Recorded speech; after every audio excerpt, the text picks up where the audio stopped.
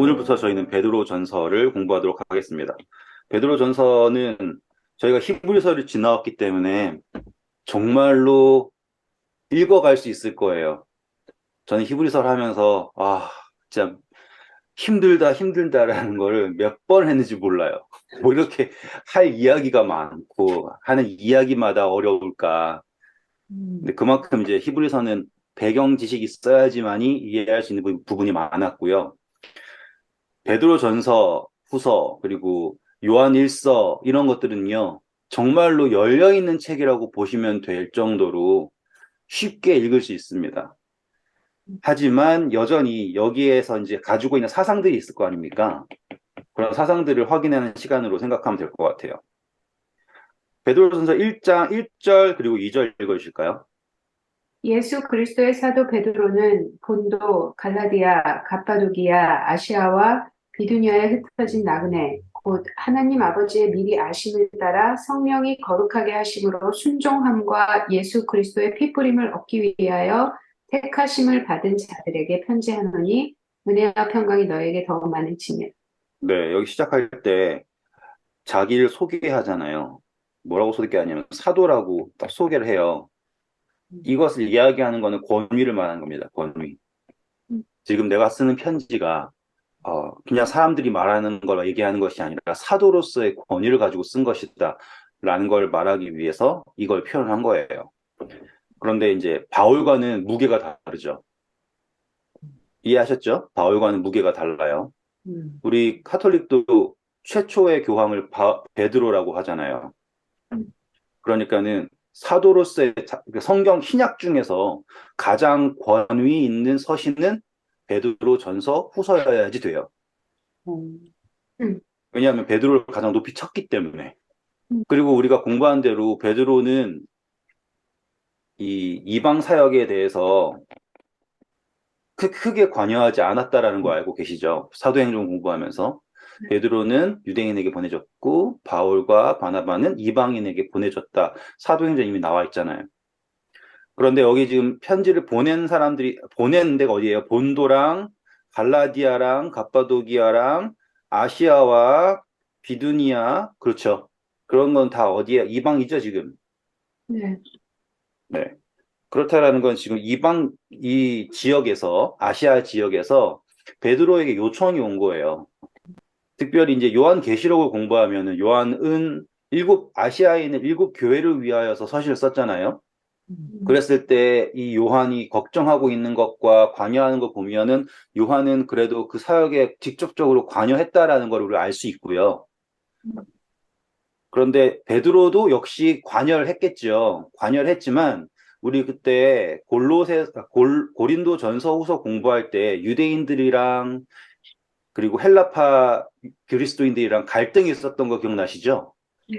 그때 바울이 도전받았던 게 사도로서의 자격이잖아요. 그때 바울이 내가 베드로처럼 부인과 함께 다니고 어떠한 걸 받을 수 있지 않겠냐라고 얘기했잖아요. 그걸로 보면은 바울은 이방 사역에 직접적으로 관여한 것이 아니라 그 사람들의 요청으로서 순회 같은 걸 했나 봐요. 사도의 자격을 가지고. 베드로. 네, 베드로가요. 예. 바울은 직접적으로 개척을 하는 사람이고요.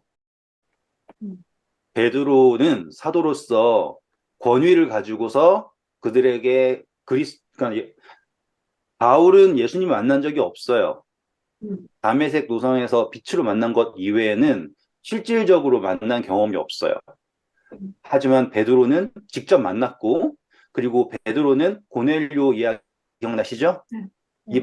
이방인들에게 마음이 열려 있는 사람 중에 하나였으며, 그리고 초창기 교회에게 권위를 줄 수 있는 사람은 베드로였어요. 이렇게 이야기하면 좀 이해가 되시죠? 그러니까는 초대교회에는 베드로가 이야기했다라는 게 엄청나게 큰 무게가 있습니다. 그리고 베드로가 서신을 쓸 때 자신을 사도라고 소개했다라는 것, 예수 그리스도의 사도라고 하는 것은 정말 중요하겠죠. 그리고 2절 보시면, 1절 후반부에 보시면 사람들을 뭐라고 표현합니까? 나그네. 네, 흩어진 나그네라 그래요. 그러면 이방인들은 거기 원래 살고 있었죠. 음, 원래 살고 있는 사람들이고요. 음, 흩어져 있다라고 하는 거는 원래는 하나였다가 흩어진 사람들이라고 생각할 수도 있겠죠. 그러니까는 여기에서 저희는 이거는 제가 생각하는 추측이에요. 베드로 전서 그리고 후서는 보다 유대인인 그리스도인들에게 더욱더 집중되어 있다라는 거를 저는 여기에서 추측을 한 거예요. 분명히 아닐 수도 있어요. 관용적인 표현일 수 있어요. 우리는 언제나 나그네이잖아요. 여기저기 있는 나그네일 수 있지만 우리 사도행전 공부할 때 핍박이 일어나가지고 그리스도인들이 다 뿔뿔이 흩어졌다 공부했던 거 기억나시죠? 네. 지금 그러한 사람들을 말하는 것이 아닐까라고 하는 거를 저는 추측을 한 거예요. 여기까지는 이해하셨으리라 믿어요. 근데 제가 여기서 나그네라는 거를 왜 강조했냐면 베드로가 스스로를 이렇게 인식했다라는 거 아니에요. 근데 이게 히브리인과 똑같은 거 기억나시죠? 네.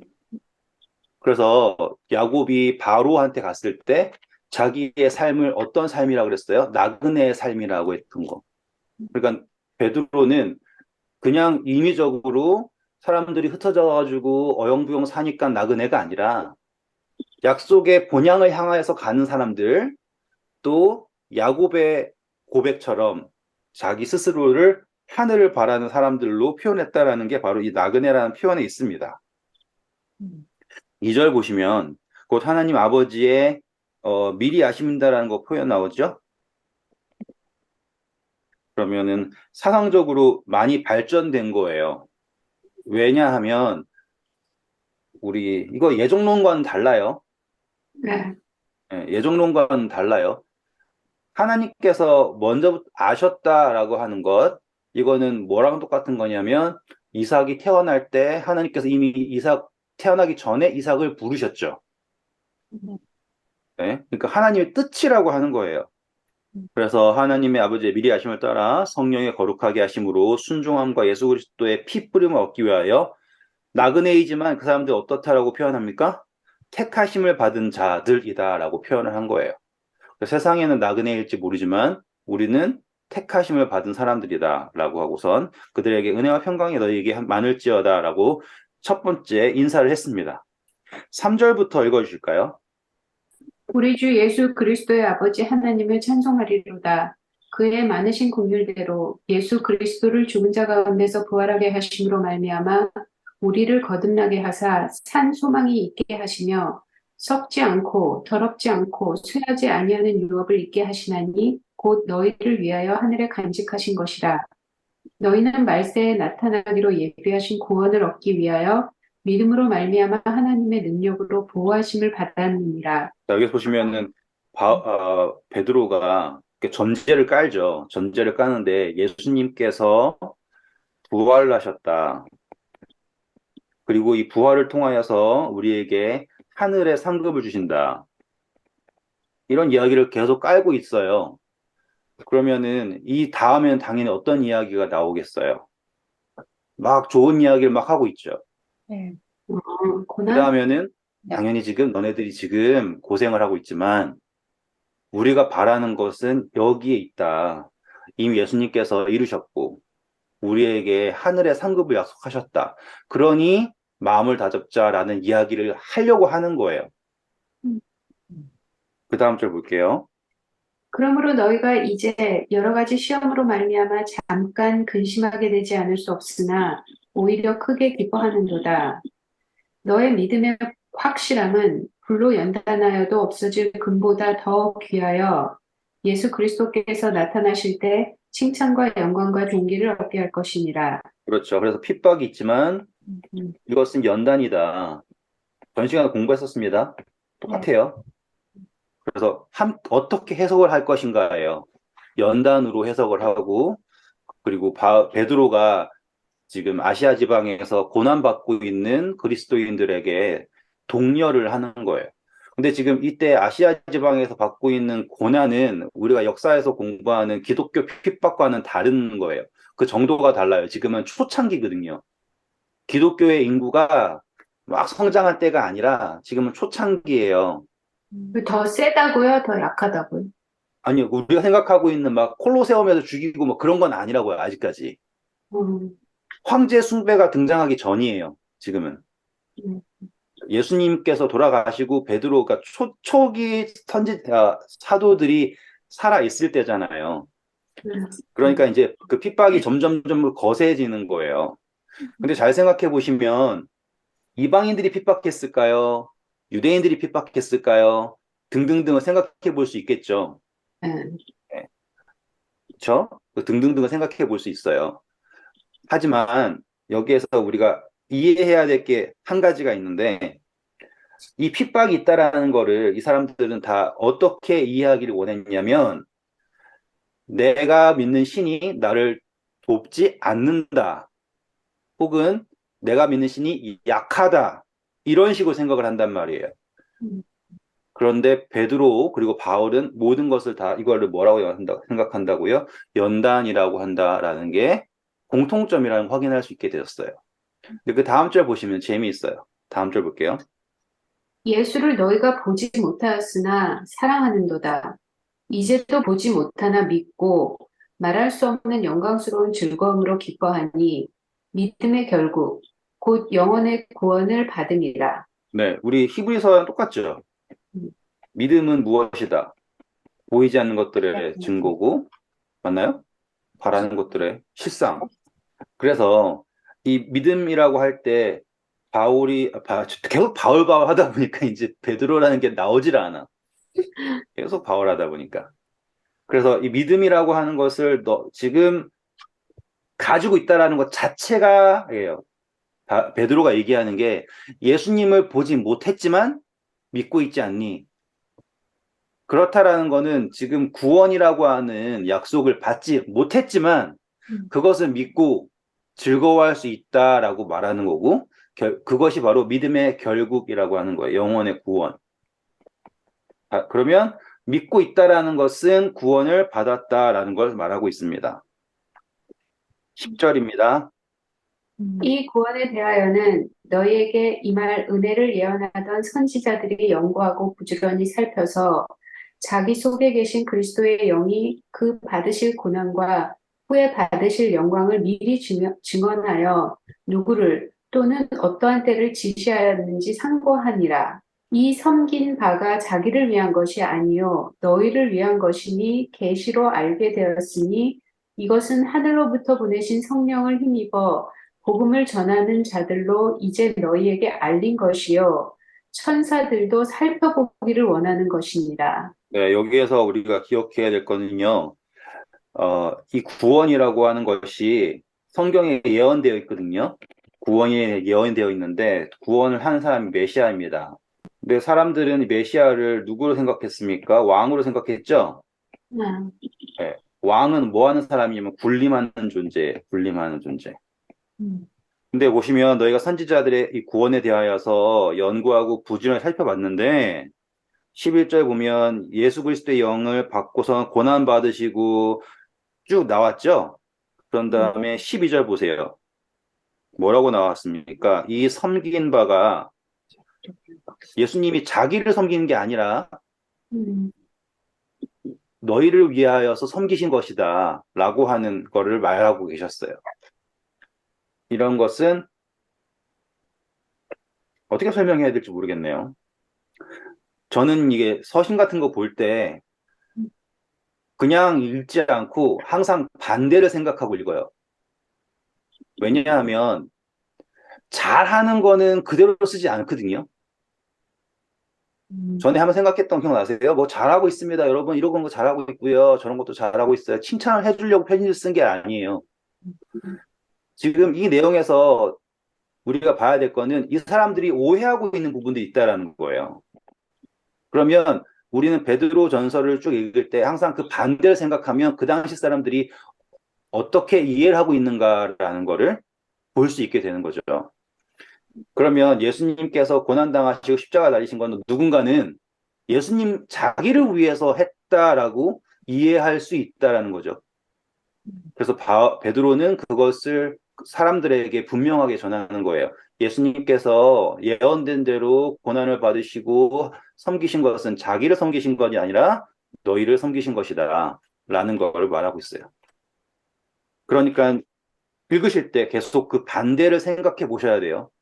그리고 그분께서 메시아이신 그분이 군림하는 게 아니라 섬기신다라는 것 자체는 얼마나 놀라운 일이냐면 천사들도 살펴보기를 원할 정도로 놀라운 일이다.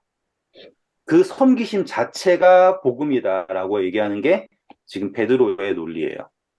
그냥 힘센 사람이 뭐 한다. 그 사람이 우리를 위해 죽었으니까 우리한테 이제 공짜로 구원이 주어졌다. 그것이 놀라운 게 아니라 그분의 섬기심 자체가 놀라운 거다라는 거를 베드로가 집어낸 거예요. 자, 13절부터 보겠습니다. 그러므로 너희 마음의 허리를 동이고 근신하여 예수 그리스도께서 나타나실 때 너희에게 가져다 주실 은혜를 온전히 바랄지어다. 너희가 순종하는 자식처럼 전에 알지 못할 때 따르던 너의 사욕을 본받지 말고 오직 너희를 부르신 거룩한 이처럼 너희도 모든 행실에 거룩한 자가 되라. 기록되었을 때 내가 거룩하니 너희도 거룩할지어다 하셨느니라. 그렇죠. 그러면은 여기에서 우리 반대는 어떤 의미일까요? 지금 네. 읽은 거의 반대는 일단 사람들이 거룩을 추구하지 않았다라는 걸 볼 수 있죠.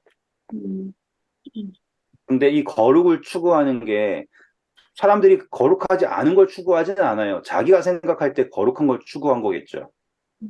근데 베드로가 정한 거는 하나님께서 거룩하신 것처럼이에요. 하나님의 거룩을 추구하라라고 얘기하는 거겠고요. 그리고 보면 사욕을 범받지 말라 그러죠. 사욕.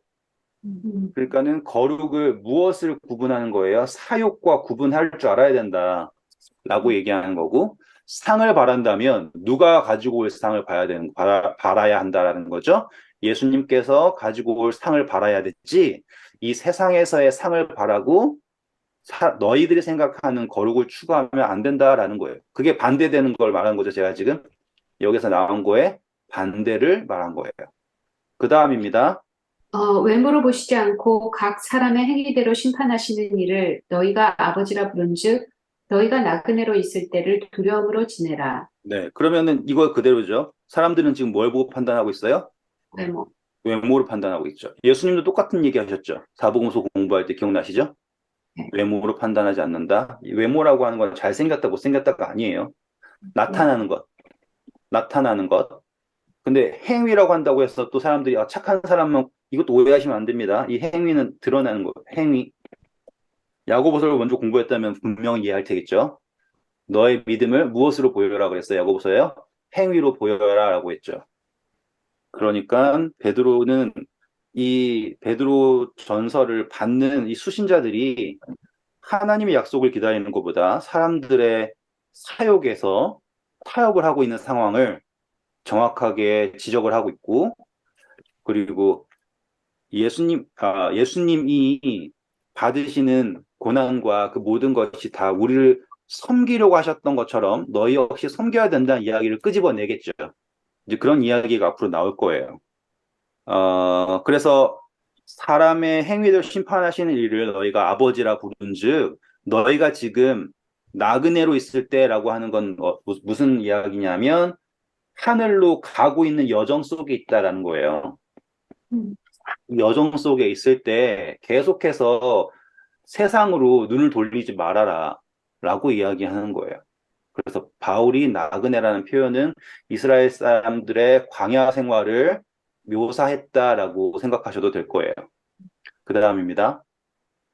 너희가 알거니와 너희 조상이 물려준 헛된 행실에서 대속함을 받은 것은 은이나 금같이 없어질 것으로 된 것이 아니요 오직 흠 없고 점 없는 어린 양 같은 그리스도의 보배로운 피로 된 것이니라. 그렇죠. 베드로도 역시 바울처럼 행위가 아니다. 그리고 율법 아니다. 전통 아니다. 이런 얘기 하겠죠. 대신 누구를 통해서 하는 거예요? 점이 없고 흠이 없는 예수 그리스도의 보혈. 예수 그리스도의 피로 너희가 받은 구원인데 20절입니다. 그는 창세 전부터 미리 알림 바 되시나 이 말세에 너희를 위하여 나타내신 바 되었으니 너희는 그를 내서 살리시고 영광을 주신 하나님을 그리스도로 말미암아 믿는 자니 너희 믿음과 소망이 하나님께 있게 하셨느니라. 재밌는 건 여기에요. 이 사람들은 다 하나님 믿는 생각했죠.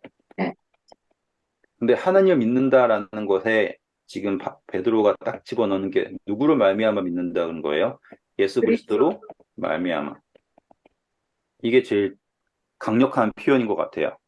우리가 믿는다라는 것은 이거는 누구라도 성경 공부하실 때 꼭 말씀하셔야 되는 거예요.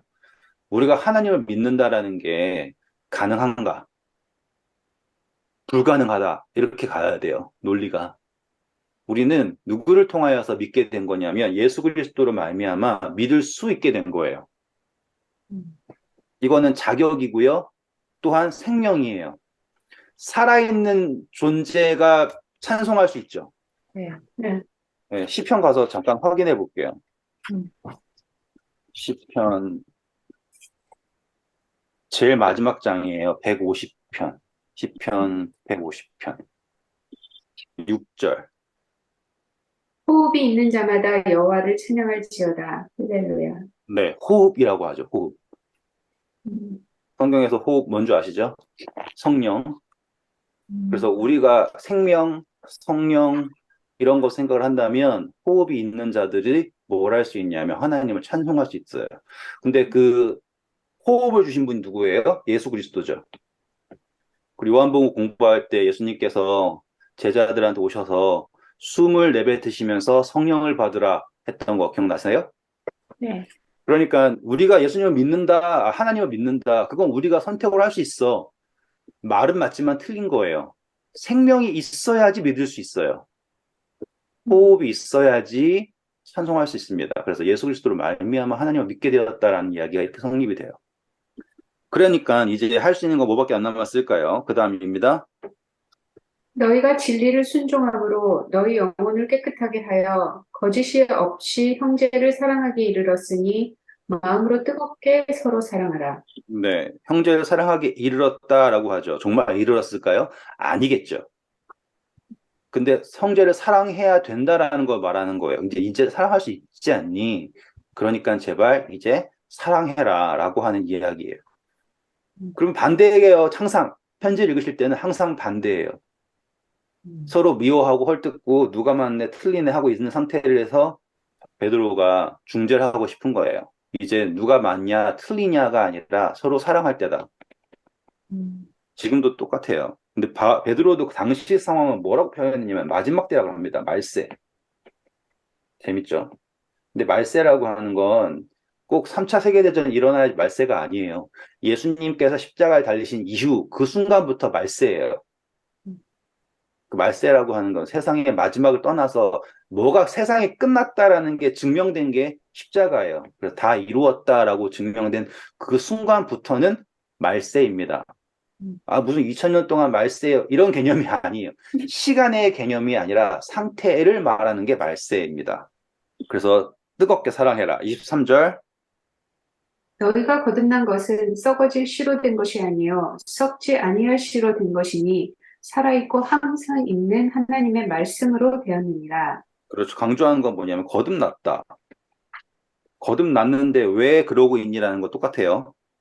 음, 그리고 너희가 거듭난 거는 과거에 있는 어떤 전통을 잘 지켜서 이게 썩을 씨입니다. 썩어질 씨. 과거의 어떤 전통이나 어떤 특정적인 것을 잘해서 거듭난 것이 아니라 예수 그리스도를 통해 거듭났다라는 걸 얘기했고, 그렇기 때문에 살아있고 항상 있는 하나님의 말씀이지 썩어질 세상의 풍습이 아니다 라고 얘기했어요. 그러므로 모든 육체는 풀과 같고 모든 영광은 풀의 꽃과 같으니 풀은 마르고 꽃은 떨어지되 오직 주의 말씀은 세세토록 있도다 하였으니 너희에게 전한 복음이 곧 이 말씀이다. 그러면 모든 육체는 풀과 같다 그러죠. 지금 사람들에 의지한 모든 것은 의미가 없다. 너희가 거듭난 것은 예수 그리스도를 통한 것이다. 그게 바로 복음이다. 라고 한 겁니다. 2장입니다. 재밌는 이야기가 시작돼요. 2장은 정말 재밌어요. 읽어주세요. 그러므로 모든 악독과 모든 기만과 외식과 시기와 모든 비방하는 말을 버리고 갓난아기들 같이 순전하고 신령한 젖을 사모하라. 이는 그로 말미암아 너희로 구원에 이르도록 자라게 하려 함이라. 네. 바울은 이제 젖좀 그만 먹으라 그랬잖아요. 음. 근데 여기는 반대로 좀 갓난 아기처럼이라고 하죠. 근데 베드로가, 자, 이거 적어야 돼요. 베드로. 베드로는 예수님 앞에서 모든 이야기를 들은 사람이에요. 맞아요. 그러면 여기서 지금 베드로가 갓난 아기라고 하는 거는 베드로의 경험 속에서 예수님께서 누구가 오는 걸 막지 말라 그랬어요? 어린이. 그렇죠. 어린아이들이 나에게 오는 것을 금하지 말라. 천국이 이러한 자들을 위한 거다. 이거 가지고 어떤 분들은 애기처럼 기어다니고 그런 분들이 있어요. 그런 분들 따라다니지 마시고요. 이거는 영적인 순결성을 말하는 거예요. 그래서 이 아기처럼 돼야 된다라고 하는 거를 베드로의 경험을 통해 봤을 때, 아, 이게 바로 예수님께 나아가는 것이 어떠한 나아감인가라는 거예요. 우리 사복음서 공부할 때 기억나시잖아요. 사람들이 정말로 정신없이 예수님에게 달려들었어요. 그러면서 누군가는 예수님을 지키는 척 하면서 막 막고 그랬잖아요. 그 막은 사람들이 누구예요? 아기들이에요. 어린아이들. 근데 베드로가 모든 걸 겪고 나서 보니까 예수님께 나아갈 때는 정말 나는 아무것도 없다. 나에게는 아무것도 없다. 우리 이사야서 기억나시죠? 어미 품에, 젖된 아이가 어미 품에 있는 것처럼 그러한 마음을 가지고 신령한 젖을 사모하는 사람이 되어야 한다. 내가 뭘 가지고 있다 생각하지 말고 라고 하는 게 바로 여기에요. 그래서 그러므로 말미암아 너희로 구원에 이르도록 자라게 합니다. 3절입니다. 너희가 주의 인자하심을 맛보았으면 그리하라. 사람에게는 버림받았으나 하나님께는 택하심을 입은 보배로운 산돌이신 예수께 나아가 너희도 산 돌같이 신령한 집으로 세워지고 예수 그리스도로 말미암아 하나님이 기쁘게 받으실 신령한 제사를 드릴 거룩한 제사장이 될지니라. 감사합니다. 자, 산돌 나오죠. 이사야서 28장 읽어볼까요? 이사야서 28장 16절입니다. 어떤 돌인지 보세요.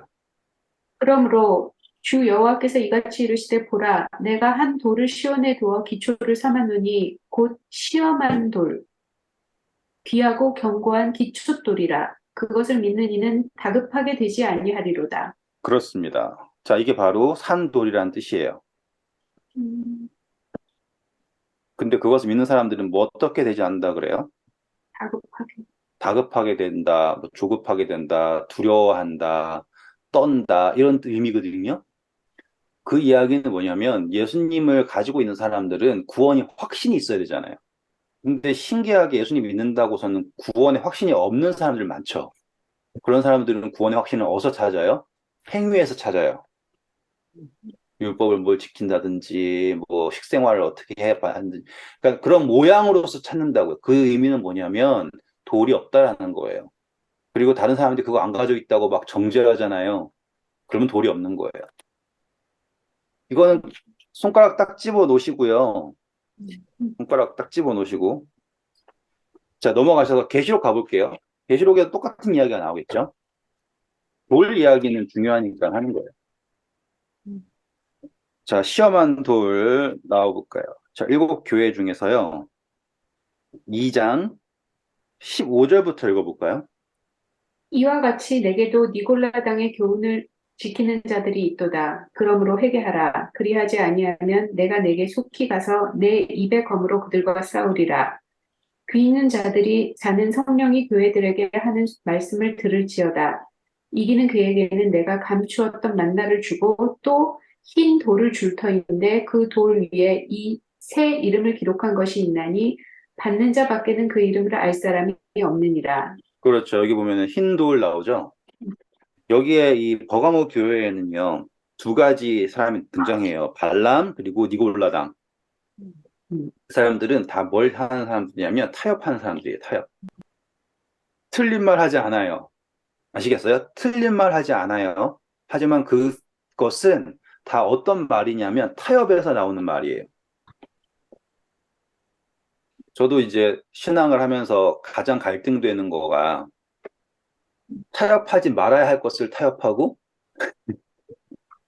타협해도 되는 걸 안 타협하는 게 가장 무섭거든요. 힘들어요.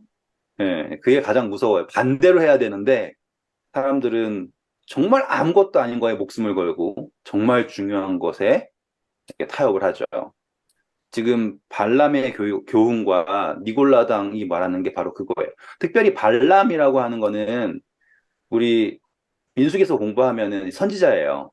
그래가지고 이제 발락과 함께 어떻게 하면은 이스라엘 사람들 저주할까라고 했던 게 이 발람 선지자거든요. 근데 하나님 말씀 들어보고 돈 때문에 하나님 말씀 더 들어볼게요, 더 들어볼게요 하다가 하나님이 화를 내셨죠. 그래서 가봐라 했더니만 나중에 당나귀가 어떻게 목숨 구해줬죠. 그리고서는 하나님께서 하신 말대로 하겠다 하고서는 저주하려고 갔는데 이렇게 봐서 저주 안 되니까는 그러면 저쪽 가서 보면 저주할 수 있지 않겠니? 이런 식으로 계속 저주하려고 노력을 해요. 근데 하지만 못하죠. 근데 결국에 이 발람이 발락한테 아이디어를 준 게 이스라엘 백성들을 초대해가지고 혼인하게 해라. 그래서 제사에 참여하게 해라. 그래가지고 그날 엄청나게 많은 사람이 죽어요. 그게 발람의 교훈이에요. 다시 말하면 타협이죠, 타협. 착각하시면 안 되는 게, 아, 그러면 난 뭐든지 타협하면 안 돼가 아니에요. 중요한 게 있고 중요하지 않은 것이 있는데, 우리가 세상 사람들과 단절이 되면 복음을 전할 수가 없어요. 중요한 것은 예수 그리스도예요. 근데 예수 그리스도를 타협하고 다른 것을 타협하지 않으면 안 되는 거죠. 근데 니골라당의 교훈, 이거는 이제 공부를 해보시면은 어차피 우리 요한계시록 갈 거예요. 근데 하지만 말씀드리는 게 이제 뭐 우상에게 바쳐진 음식이라든지 등등등이 있어요. 그런 것들을 어떻게 할 것인가라고 할 때 하나님의 말씀을 의지해서 괜찮다라고 하는 게 아니에요. 세상과 타협을 해서 괜찮다라고 얘기하는 거예요. 그러니까 합리화를 시킨 게 문제예요. 차이점 이해하셨죠? 네. 바울은 자, 모든 것이 하나님께 주셨다. 모든 것이 거룩하다. 하지만 믿음이 약한 사람을 위하여서는 나는 고기를 먹지 않겠다라고 했던 게 바울의 이야기였고 니고다라상이랑 발람의 교훈은 그게 옳다라고 얘기한 거예요. 그 차이는 커요. 다시 돌아와서 이러한 사람들은 타협을 하는데 이 타협은 무엇과 같냐면 우리 다니엘과 세 친구 기억나시죠? 이 음식 때문에 고민을 하죠. 사실상 음식은 충분히 타협할 수 있는 거예요. 음식은. 제가 이걸 깎아내리는 게 아니에요. 음식은 충분히 타협할 수 있어요. 만약에 여러분이 무인도에 떨어지고요. 거기에 어쩔 수 없는 성경에서 좋지 않다고 얘기하는 돼지고기들만 있어요. 그러면은 선택할 수밖에 없어요. 그거는 살아야 하는 거니까. 그리고 다니엘은 포로였어요. 그런데 포로의 입장에서 주어지는 거 먹는 거는 당연한 거예요. 하지만 다니엘과 세 친구들은 뜻을 정하여서 최소한 뭐 한 거예요? 시도를 한 거죠. 뜻을 정하여서. 왜냐하면 그게 가능할 수 있다면 그것을 하려고 노력을 했죠. 그래서 허락이 되었잖아요. 포로 주제에 허락 안 되면 죽어야 되는 거고요. 그리고 허락이 되었을 때 그들은 거기에 최선을 다했고 그리고 하나님께서는 다니엘에게 영을 주셨죠. 그래서 해석을 할 수 있게 되었어요. 보면 다니엘은 이제 느부갓네살이 하는 바벨론의 세상이라고 할게요. 세상의 음식이 아닌 하나님이 허락하신 음식이다라고 했죠. 우리는 사람이 떡으로 살 것이 아니라 말씀으로 산다 했던 기억나시죠? 이렇게 했을 때 그 다니엘서 1장이 말하고 있는 의미는 세상의 말씀, 하나님의 말씀이라고 하는 해석을 할 수 있게 되었어요. 지금 발람과 니골라 등의 교훈은 하나님의 말씀을 세상의 말씀과 동일시하는 것과 아시겠죠? 하나님의 말씀을 오로지 하나님의 말씀으로 여기는 것과의 차이점을 말하고 있습니다. 그래서 다시 오셔서 볼게요. 16절 보시면 그러므로 회개하라. 그러지 아니하면 내가 속히 가서 무엇으로 싸운다고 하십니까? 검으로. 검으로 싸운다고 그랬죠. 하나님의 말씀은 살아있고 활동력이 있어서 좌우에 어떤 날선 것보다 예리하다라고 했던 거 기억나시죠? 그럼 이 검이 뭐예요? 말씀이잖아요. 그럼 그 말씀 가지고 싸운다라고 하는 건 뭐냐면 지금 니골라당과 발람의 교훈이 하나님의 말씀과 대립된다는 뜻이에요. 근데 속히 가서 싸운다라는 건 빨리 알려주겠다는 거죠. 사랑이에요. 이걸 가지고서 하나님 가가지고 다 어떻게든 처리해버리겠다라고 생각하지 마시고, 이러한 혼란 속에 있을 때 하나님이 그냥 놔두시지 않고 어떻게든 가서 살아있는 검으로, 날선 검으로 깨닫게 하시겠다라고 하는 걸 말하고 있는 거예요. 하지만 이 하나님의 말씀을 온전히 바라고 세상의 교훈과 타협하지 않은 사람들에게는 하나님 선물을 주시잖아요. 그게 17절이죠. 귀 있는 자는 성령이 교회에게 하는 말씀을 들을지어다. 이기는 그에게는 내가 감추어졌던 만나, 맞죠? 만나, 말씀. 근데 그 말씀이 어땠다고요? 감추어졌었어요. 자, 예수님께서 비유하셨죠? 네. 비유가 어떻게 되었다 그랬어요? 감추어졌다 했죠. 근데 그 감춰졌던 게 정말 감추어졌었나요? 아니에요. 어린이도 이해할 만했어요. 그런데 그게 이해가 안 되죠. 왜요? 이해하고 싶지 않으니까. 분명히 예수님께서 하신 모든 비유가 자기들한테 얘기하는 걸 알아요. 하지만 그걸 받아들이고 싶어 하지 않아요. 성경 말씀도 같아요. 성경 말씀은 우리에게 죄를 깨닫게 하고 회개에 이르게 하고 하나님에게 부복하게 하고 등등등등이 다 이미 기록되어 있는 게 성경이에요. 그런데 베드로는 앞으로 얘기하겠지만 사람들이 일부러 잊으려고 그래요. 하기 싫다고요. 그래서 귀를 막고 소리치면서 스데반 돌 던지잖아요. 그게 감추어졌다라는 거죠. 하지만 하나님의 말씀을 타협하지 않고 온전히 바라는 사람들에게는 그 감추어졌던 만나가, 그러면 만나는 뭐예요? 하늘에서부터 내려온 떡이죠. 하늘에서부터 내려온 떡을 우리는 떡은 말씀이라 생각했으니까는 하늘에서부터 오는 말씀이 허락된다라는 걸 말하고 있어요. 그러면은 뭐 분명한 거죠. 이 버가모 교회에게 예수님께서 주신 약속은 말씀에 대한 것이고, 그 다음 볼게요. 내가 감추었던 만나를 주고 또 흰 돌을 줄 터인데 라고 하면 산돌, 흰 돌, 누구겠어요? 예수님이죠. 우리가 다 공부했던 걸 그대로 찾아온 거예요. 흰 돌을 줄 터인데 그 돌 위에는 뭐가 있다고 합니까? 이름을 기록한 것. 그렇죠. 이름이라고 그러죠. 이름. 계시록 저기 뒤에 가셔서요. 계시록 19장 12절 볼까요? 11절부터 볼게요. 계시록 19장 11절입니다. 또 내가 하늘이 열린 것을 보니 보라 백마와 그것을 탄 자가 있으니 그 이름은 충신과 진실이라. 그가 공의로 심판하며 싸우더라. 그 눈은 불꽃 같고 그 머리에는 많은 관들이 있고 또 이름 쓴 것 하나가 있으니 자기밖에 아는 자가 없고 또 그가 피 뿌린 옷을 입었는데 그 이름은 하나님의 말씀이라 칭하더라. 자, 이름이 먼저 나왔죠? 그리고 이름은 자기밖에 모른다. 또 와서 요한계시록 2장 17절 보시면 새 이름을 기록할 것이니 받는 자밖에는 그 이름을 알 사람이 없다. 그게 계시록 19장 12절의 말씀과 일치하다는 거 보이시죠? 그러니까는 뭐 나중에 더 자세히 하겠지만은 흰 돌, 산 돌, 예수 그리스도 거기에 이름을 주신다라고 하는 거는 예수님의 이 재림이라고 하는 것은 성취에 있는 약속이에요. 죄송합니다. 너무 계시록 오래 갔죠? 다시 베드로 전서에 해서 그러면 여기서 그 받는 자 밖에는 그 이름을 알 사람이 없느니라 이러면은 받는 자라는 건 믿는 자를 말하는. 네, 맞습니다. 나중을 위해서 좀 아껴 놓을게요. 나중에 더 멋지게 터뜨릴 수 있어요. 안다라고 하는 건 하나 된다라는 거예요. 그냥 나 네 이름 알지 이 정도가 아니에요. 안다라고 하는 건 하나 된다라는 거고 받지 않으면 예수님과 하나 될 수 없다라는 거예요. 네, 베드로전서 2장입니다. 5절 읽어주십시오. 너희도 산돌같이 신령한 집으로 세워지고 예수 그리스도로 말미암아 하나님이 기쁘게 받으실 신령한 제사를 드릴 거룩한 제사장이 될지니라. 그렇습니다. 우리 금신상 이야기에서도 돌이 사람의 손에 의지하지 않고 산으로부터 나와서 금신상을 부시잖아요. 살아있는 돌. 같은 이야기예요. 그러면서 제사장이라고 하는 것. 그러니까 베드로 역시도 우리가 제사장이다라는 걸 인식하고 있네요. 거룩한 제사장이다라고 하는 걸. 그러니까 히브리서에 나와 있는 이야기가 감춰졌던 이야기가 아니라는 것을 베드로 전서를 통하여서 확인하시게 되었습니다. 6절입니다.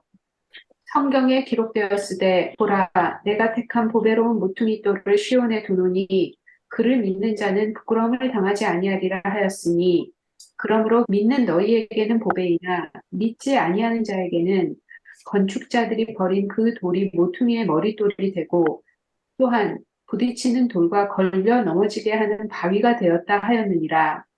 그들이 말씀을 순종하지 아니함으로 넘어지나니 이는 그들을 이렇게 정하신 것이라.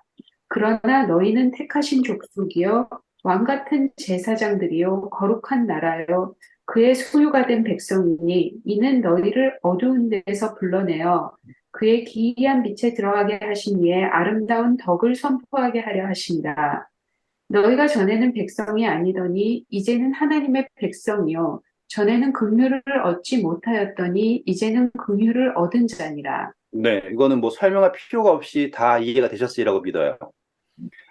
하지만 중요한 거는 같은 돌이지만 누구에게는 모퉁이 돌이고 누구에게는 걸림돌이다. 항상 중요한 거예요.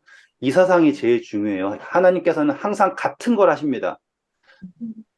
하지만 받아들이는 사람이 어떻게 받아들이냐에 따라서 모퉁이 돌도 될 수 있고 걸림돌도 될 수 있다라는 거를 항상 생각을 하셔야 돼요. 저는 그게 성경 해석할 때 가장 중요한 기준 중에 하나라고 생각을 합니다. 하나님은 사랑이십니다. 제일 중요하지만 하나님께서는 항상 일정하게 하신다. 변하지 않으신다. 변하는 건 우리다. 11절부터 읽어볼게요. 사랑하는 자들아 거류민과 나그네 같은 너희를 권하노니 영혼을 거슬려 싸우는 육체의 정욕을 제어하라. 너희가 이방인 중에서 행실을 선하게 가져 너희를 악행한다고 비방하는 자들로 하여금 너희 선한 행실을 보고 오시는 날에 하나님께 영광을 돌리게 하려 함이라. 반대로 보면 되죠. 그 사람 잘 안 하고 있다는 건 확실하죠. 네. 그 인간의 모든 다음. 인간의 모든 제도를 주를 위하여 순종하되 혹은 위에 있는 왕이나 혹은 그가 악행하는 자를 징벌하고 선행하는 자를 포상하기 위해 보낸 충복에게 하라. 네. 그러면은 똑같은 바울 서신과 같아요. 음, 계속 대립을 만들지 말아라. 음, 대립, 갈등을 만들지 말고 선을 행해야 된다라고 하는 거는 바울의 서신과 같아요. 다른 게 있다면 아니라 좀 더 특이한 점이 있다면 그 다음입니다. 곧 선행으로 어리석은 사람들의 무식한 말을 막으시는 것이라. 너희는 자유가 있으나 그 자유로 악을 가리는 데 쓰지 말고 오직 하나님의 종과 같이 하라. 그렇죠. 재밌는 거는 선으로 어리석은 사람들의 무식한 말을 막는 거다.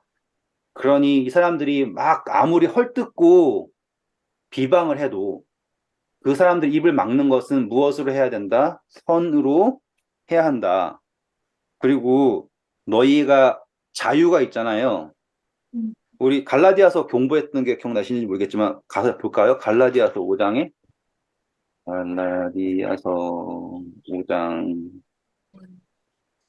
13절 자유 똑같은 이야기 나오거든요. 1절 볼까요? 5장 1절.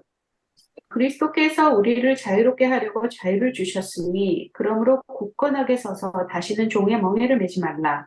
네, 그러니까 지금 자유라고 하는 게 어디로부터 자유이냐라고 했을 때 어떤 멍에로부터 자유였잖아요. 음. 13절 보시면 형제들아 너희가 자유를 위하여 부르심을 입었으나 그러나 그 자유로 육체의 기회를 삼지 말고 오직 사랑으로 서로 종노릇하라. 자, 보면 자유로 육체에게 삼지 말라고 우리 공부했었으니까 짧게 하는 거예요. 이 사람들이 뭐에서 얽매였었냐면 4절 보세요. 율법 안에서 의롭다 함을 얻으려고 하는 것에서부터 자유롭게 된 거예요. 음. 그런데 그 자유롭게 된 것을 가지고 뭘 하지 말라고 하는 거예요. 방종하지 말으라라고 하는 게 이 갈라디아서 5장에 있는 말이었잖아요. 그리고 그 자유를 육체의 정욕을 남용하는데 기회로 삼지 말아라. 그리고 16절 보시면 육체 욕심을 이루려고 하지 말아라라고 했던 게 우리 갈라디아서 5장에 있는 이야기였어요. 다시 베드로 전서 2장에 오셔서 너희가 자유가 있어요. 근데 이 자유를 가지고서는 뭐 하는데 쓰지 말라고 합니까? 악을 가리는 데 쓰지 말아라. 그러면 똑같은 거죠. 이 자유를 가지고 육체를, 율법을 통하여서 의를 얻으려고 하는 것과 같은 표현이 여기에 있어요. 음, 중요한 거는 내가 지금 뭔가 비방이 있습니다. 이 비방을 덮기 위해서 어떠한 걸 막 하려고 하지 말고 뭘 해야 되냐면 예수 그리스도의 종으로서의 종된 삶을 나타내는 게 중요하지 뭔가를 더하고 덜하고 해가지고 나를 커버하려고 하지 말아라. 너가 자유인으로서의 예수 그리스도 안에서 참된 자유인으로서의 삶을 살아라라고 얘기하는 거예요. 그래서 하나님의 종과 같이 하려면 17절입니다. 무사람을 공경하며 형제를 사랑하며 하나님을 두려워하며 왕을 존대하라. 사람들이 그렇게 안 왔으니까 이렇게 얘기했겠죠. 제발 갈등 좀 일으키지 말고 평안을 찾고 사랑하기를 바란다라고 하는 거예요. 18절부터 읽어주시면 감사하겠습니다. 사환들아, 범사의 두려워함으로 주인들에게 순종하되 선하고 관용하는 자들에게뿐만 아니라 또한 까다로운 자들에게도 그리하라. 부당하게 고난을 받아도 하나님을 생각함으로 슬픔을 참으면 이는 아름다우나 죄가 있어 매를 맞고 참으면 무슨 칭찬이 있으리요. 그러나 선을 행함으로 고난을 받고 참으면 이는 하나님 앞에 아름다우니라. 이를 위하여 너희가 부르심을 받았으니 그리스도도 너희를 위하여 고난을 받으사 너희에게 본을 끼쳐 그 자취를 따라오게 하려 하셨느니라. 그는 죄를 범하지 아니하시고 그 입에 거짓도 없으시며 욕을 당하시되 맞대어 욕하지 아니하시고 고난을 당하시되 위협하지 아니하시고 오직 공의로 심판하시는 이에게 부탁하시며 친히 나무에 달려 그 몸으로 우리 죄를 담당하셨으니 이는 우리로 죄에 대하여 죽고 의에 대하여 살게 하려 하시니라. 그가 채찍에 맞음으로 너희는 나음을 얻었나니 너희가 전에는 양과 같이 길을 잃었더니 이제는 너희 영혼의 목자와 감독 되신 이에게 돌아왔느니라. 네, 이 이야기를 보면 베드로가 생각하고 있는 사상이 정의를 추구하고 그것에 맞서야 되고 라고 생각하지 않죠. 바울과 똑같아요. 잘해주는 사람한테 잘해주려고 하고 정의를 위해서 목숨 걸고 막 그런 걸 바라지 않고 예수님을 봐라. 예수님께서 충분히 정의를 말하실 수 있었지만 그분은 자기를 십자가의 고난까지 내어주셨다. 왜 그랬냐면 그것은 하나님에게 모든 것을 의탁하셨기 때문이다. 우리가 예수님을 믿는다면 어떻게 해야 될까라고 하는 거를 바울이 죄송합니다. 베드로가 이렇게 간략하게 설명을 한 거예요. 지금 서신으로서의 의미가 느껴지시죠? 네. 정말로 그러니까 정말로 일반적인 내용이에요. 바울이 했던 편지와 다를 게 없어요. 음, 하지만 중요한 거는 이 편지가 바울의 편지보다 훨씬 더 권위가 있을 수밖에 없어요. 왜냐하면 당시 사람들은 바울이 사도인가 아닌가에 대해서 막 이러고 있었지만 베드로가 한마디 했다라는 거는 하늘의 말씀이가 똑같거든요. 이제 다음 시간에는 3장부터 할 건데요. 내용 보시면 똑같아요. 아내에게 하는 것, 남편에게 순종해야 되고 서로 사랑해야 되고 같은 말의 반복이에요. 대신 우리는 이제 이 이야기들을 우리가 무엇을 가지고 묵상할 거냐면 베드로가 예수님을 경험했잖아요. 그러한 경험을 토대로 묵상해 보면 또 재미있어요. 음, 베드로가 한 이야기 속에서 묻어나는 예수님을 발견하는 것도 재미있으니까 다음 시간에는 그런 쪽을 한번 더 해볼게요. 감사합니다. 수고하셨어요. 감사합니다.